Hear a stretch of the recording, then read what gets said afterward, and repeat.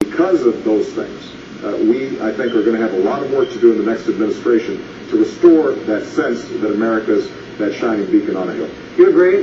There's much to be done in a new administration to restore all over people. But in the case of missile defense, Senator Obama said it had to be, quote, proven. That wasn't proven when Ronald Reagan said we would do SDI, which is missile defense. And it was a major factor in bringing about the end of the Cold War. We seem to come full circle again. Senator Obama still doesn't quite understand, or doesn't get it, that if we fail in Iraq, it encourages al-Qaeda. They would establish a base in Iraq with the consequences of defeat, which would result from his plan of withdrawal and according to date certain, regardless of conditions, according to our military leaders, according to every expert, would lead to possible defeat, loss of all the fragile sacrifice that we've made of American blood and treasure, which grieves us all. All of that would be lost if we followed Senator Obama's plan to have specific dates with withdrawal, regardless of conditions on the ground. And General Petraeus says we have had great success, but it's very fragile, and we can't do what Senator Obama wants to do. That is the central issue of our time, and I think Americans will judge very seriously as to whether that's the right path or the wrong path, and who should be the next president of the United States. You see the same connections that Senator McCain? There's no doubt. Look, over the last 8 years, this administration, along with Senator McCain, have been solely focused on Iraq. That has been their priority. That has been where all our resources have gone. In the meantime, bin Laden is still out there. He is not captured. He is not killed. Al-Qaeda is resurgent. In the meantime, we've got challenges, for example, with China, where we are borrowing billions of dollars. They now hold $1 trillion worth of our debt. And they are active in countries like, in regions like Latin America and Asia and Africa. They are, the conspicuousness of their presence is only matched by our absence because we've been focused on Iraq. We have weakened our capacity to project power around the world because we have viewed everything through this single lens. Not to mention, look at our economy. We are now spending $10 billion or more every month. And that means we can't provide health care to people who need it. We can't invest in science and technology, which will determine whether or not we are going to be competitive in the long term. There has never been a country on earth that saw its economy decline and yet maintained its military superiority. So this is a national security issue. We haven't adequately funded veterans care. I sit on the Veterans Affairs Committee. We've got, I meet veterans all across the country who are trying to figure out how can I get disability payments. I've got post-traumatic stress disorder and yet I can't get treatment. So we have put all chips in right there. And nobody is talking about losing this war.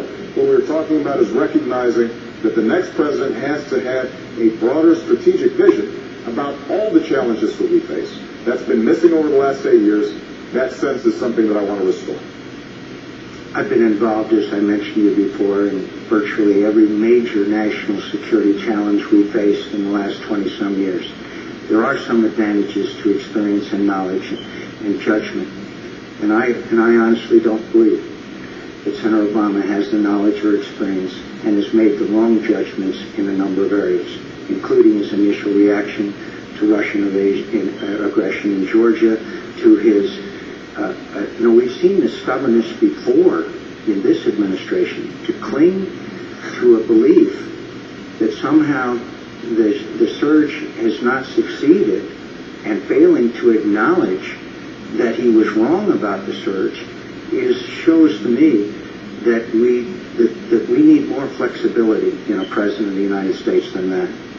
As far as our other issues that he brought up are concerned, I know the veterans, I know them well, and I know that they know that I'll take care of them. And I've been proud of their support and their recognition of my service to the veterans.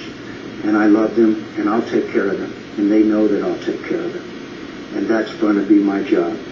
But also, I have the ability and the knowledge and the background to make the right judgments, to keep this country safe and secure.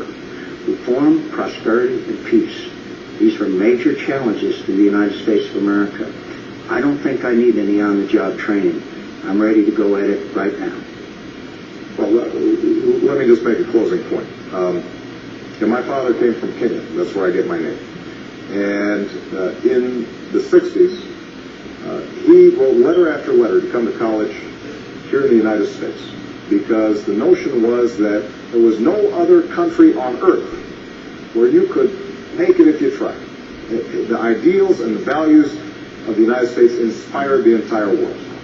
I don't think any of us can say that our standing in the world now, the way children around the world look at the United States, is the same.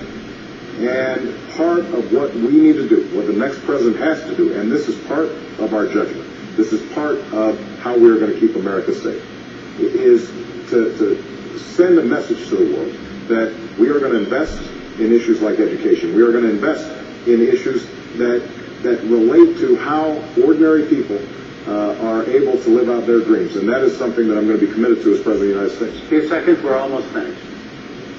Jim, when I came home from prison, I saw our veterans being very badly treated, and it made me sad. And I embarked on an effort to resolve the POW-MIA issue, which we did in a bipartisan fashion, and then I worked on normalization of relations between our two countries so that our veterans could come all the way home. I guarantee you, as President of the United States, I know how to heal the wounds of war, I know how to deal with our adversaries, and I know how to deal with our friends. And that ends this debate tonight. On October 2nd, next Thursday, also at 9.